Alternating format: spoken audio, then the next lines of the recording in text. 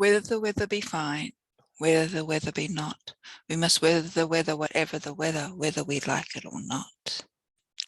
Hello and welcome to this presentation on the winter solstice. I'm a little bit late and I do apologise.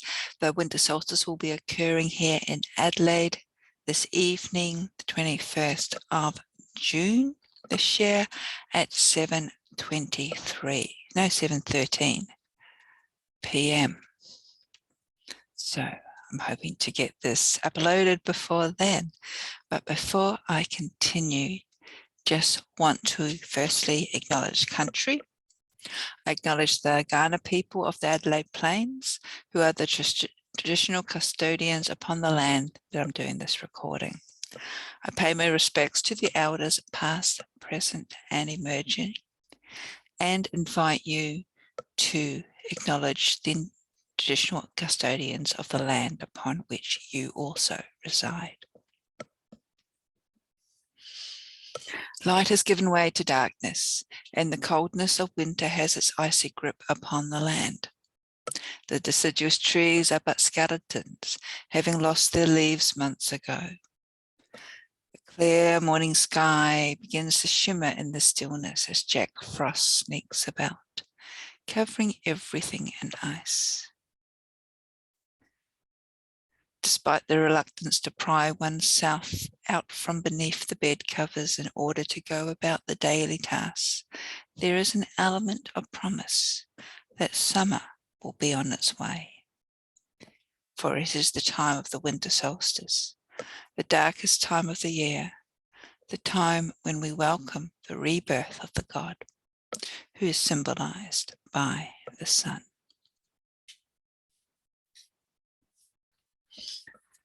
So here in Southern Hemisphere, the winter solstice occurs when the sun has entered into the sign of Cancer. And as such, we have the iconic Southern Cross, crux, almost in the middle of our skies, pointing upwards with the two pointer stars here, Alpha and Beta Centauri, pointing towards the cross.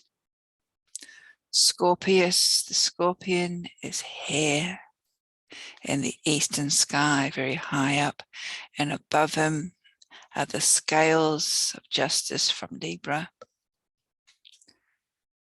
Down in the western skies is Sagittarius, the archer, although he's looking a little bit like a teapot from our point of view. Virgo is also high in the northwestern sky as well. And Leo, who again appears like a coat hanger, is almost disappearing from sight.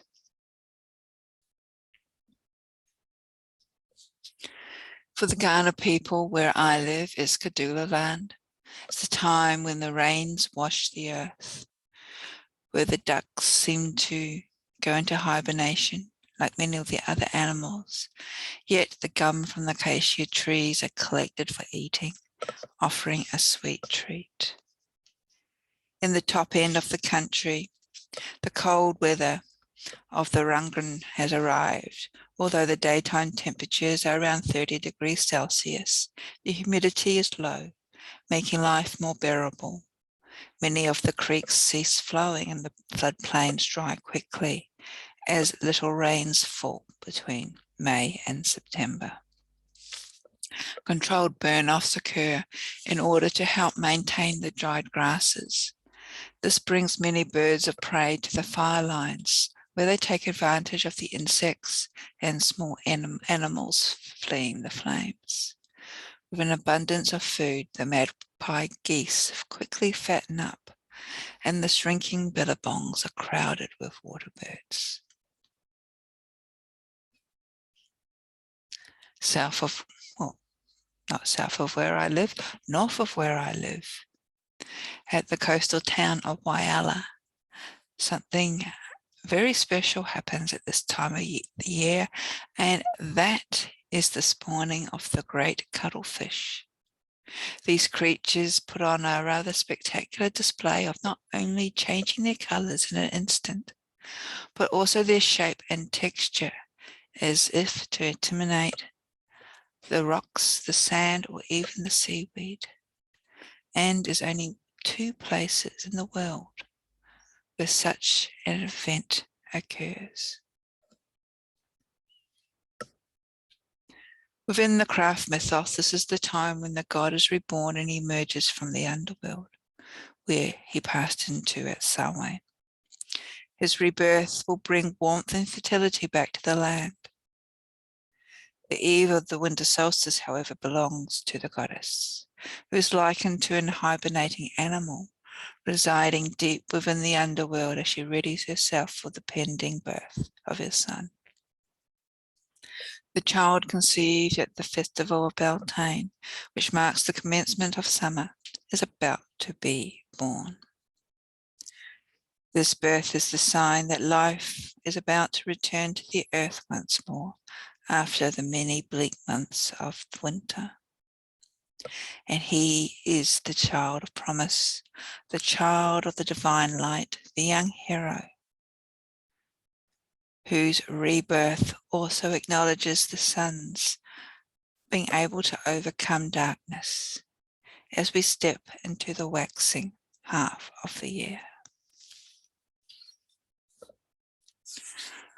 Within British folklore, there's also a battle between the Oak King and the Holy King. 2 brothers or alter egos meet twice a year at each solstice to battle, often for the hand of the maiden of spring.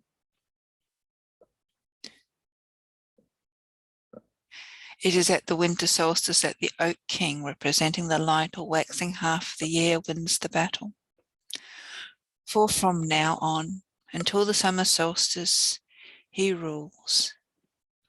And then at the summer solstice, the Oak King is defeated by the Holy King, who represents the dark or waning half of the year again. The Holy King represents death, decay, destruction, without which there can be no new growth. He also rules the hidden realms where wisdom dwells. His twin, the Oak King, represents strength in the external world, fresh growth and expansion, and both kings are necessary for the cycle of life. This is a never-ending battle, which may be a reflection of what happens in the landscape at this time.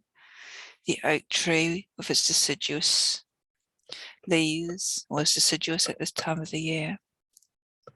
And when the Oak King's power is at its zenith, the tree is in full leaf at summer.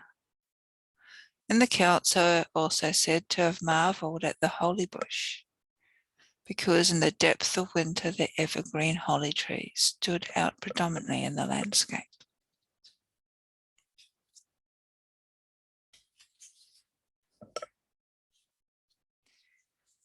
Many groups gather together to light wish candles, make a Yule log, whether a chocolate sponge covered in cream where you can eat, or an actual log that holes have been drilled upon where people can put their candles or their prayers for the coming year. In Norse myth, it is believed that the god Frigg, associated with the sun, and Nerthus, the earth goddess, presided over Yuletime celebrations, and in particular the burning of the Yule log. The log was traditionally cut from an oak tree or an ash, and was kept burning throughout the night in order to honour Frey, with the flames symbolising the rebirth of the sun's energies. Where I live, however, there are not so many oak trees or ash, so we use the local eucalypt or mallee, or even Tasmanian oak you could use, depending on what you have available. Drill a few holes, write prayers that you wish to bring into your life during the increasing sun, like candles for prayers, for peace, and almost in a similar fashion to the Buddhist prayer flags, that as the candles burn, our prayers and wishes, desires are sent up to the universe for deity to acknowledge and to bless as they see fit. And I came across this lovely poem that I do not know who the author is. When the earth is barren, the light is reborn. When the animals sleep, the light is reborn. When the leaves have all fallen, the light is reborn. When the rivers are frozen, the light is reborn. When the shadows grow long, the light is reborn. When the warmth has fled, the light is reborn. In the darkest night, the light is reborn.